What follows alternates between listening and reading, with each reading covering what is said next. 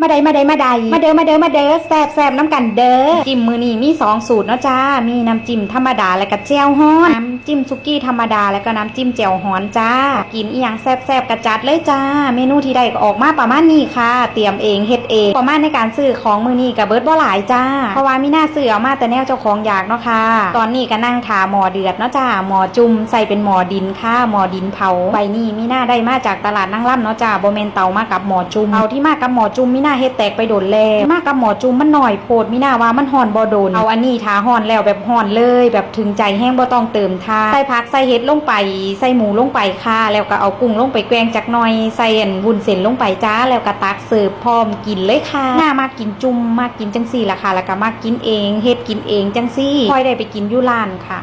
เพราะว่าอยู่ร้านบ่มีกุ้งมีหมึกให้มันจุกๆคือมีหน้าอยากกินจังซี่หั่นนะนี่คือถูกอกถูกใจเจ้าของแห้งเนาะจ้าเพราะว่าเฮ็ดกินเองเอากุ้งลงไปจุ่มแกงจักหน่อยสะดุ้งจักหน่อยบ่ต้องสุกแห้งแล้วก็เอาขึ้นมาตุ้ยกับน้ำจิ้มบอกได้คำเดียวว่าเลิศแซ่บจ้าคำเดียวบ่มีอยู่จริงค่ะกินแล้วก็มีคำต่อไปเพราะว่ามันแซ่บคือนี่หมึกที่เฮาใส่ก็มี2อันเนาะค่ะมีแบบเป็นโตน้อยๆอันนี้แล้วก็ข้อหมึกยักษ์จ้าไปเลยว่าแซ่บหลายเด้อค่ะอยากกินน้ำกับมาเด้อค่ะมากินน้ำกันเด้อค่ะเบิ่งวิธีจุ่มกุ้งของมีนาโอ้ยเป็นตาแซ่บแฮงค่ะชีวิตของคนเฮาบ่มีอีหยังหลายค่ะกินให้แซ่บนอนให้หลับซ้ำนั่นล่ะค่ะชีวิตซุมื้อนี้บ่ต้องคิดอีหยังหลายเนาะจ้าใส่ชีวิตให้มีความสุขเฮ็ดให้ทุกข์กระตัดมันออกไปเนาะจ้าบ่ต้องเก็บไว้น้ำจิ้มของเฮานี่ก็กินจังซั่นแล้วก็มากินจังซี่คือแบบว่าแซ่บทั้ง2อย่างแซ่บคนละแบบค่ะมื้อนี้ถูกใจอีหวึงแห้งจ้า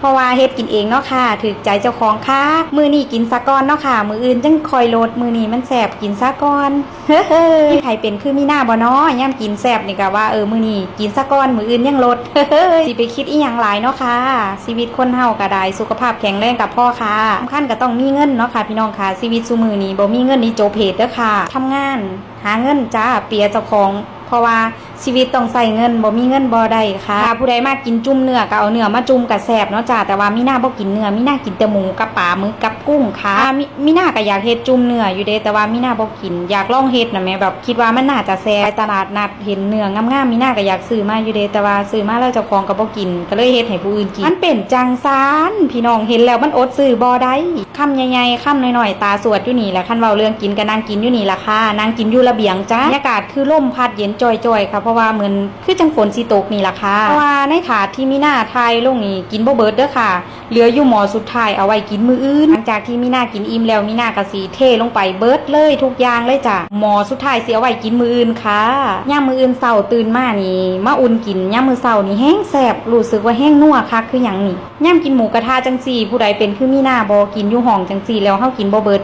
หม้อสุดท้ายสิเฮ็ดไว้กินมื้ออื่นมื้อเช้ามานี่อุ่นกินนี่รสชาติคือแบบเลิศแห้งค่ะเลิศนัวเลยแหละมันเป็นจังซี่มันก็เลยอ้วนจังซี่ลดบ่ลงจักเทื่อกินอีหยังก็แซ่บซอยบ่ได้เนาะ คนมันกินแซ่บมื้อนี้มีหน้าเศร้านำหาฝากระติกสีเขียวแล้วเด้อค่ะเพราะว่ามันคือสีบ่เสียวดอกว่าอยากบอกอ้ายว่าน้องบ่แม่นก้อนอิฐก้อนปูความลามาสู่ดูเขากะเหย้าเด้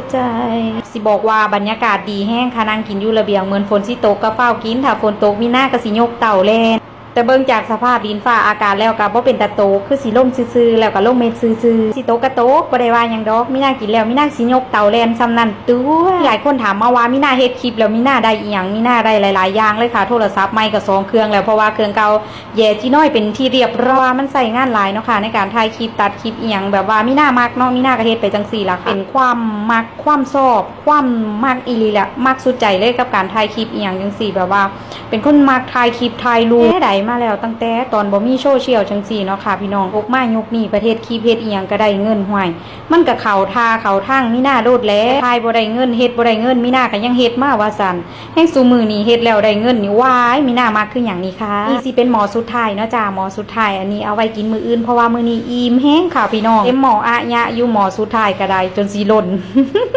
เฮ็ดหน่อยก็ย่านบ่อิ่มเนาะจ้าเฮ็ดหลายก็เหลือจังซี่ละมักซื้อกุ้งขาวมาแล้วมีหน้าก็สิแกะใส่ตู้เย็นไว้เวลามักเฮ็ดกินจุ่มกินอย่างจังซี่ไม่น่าก็สิเอาออกมากินจังซี่ล่ะค่ะคุณทุกการติดตามรับชมนะคะฝากกดไลค์กดแชร์คอมเมนต์ด้วยนะคะกำลังใจให้กันค่ะพบกันใหม่คลิปหน้านะคะบ๊ายบายไปกินจุ่มกันเด้อค่ะ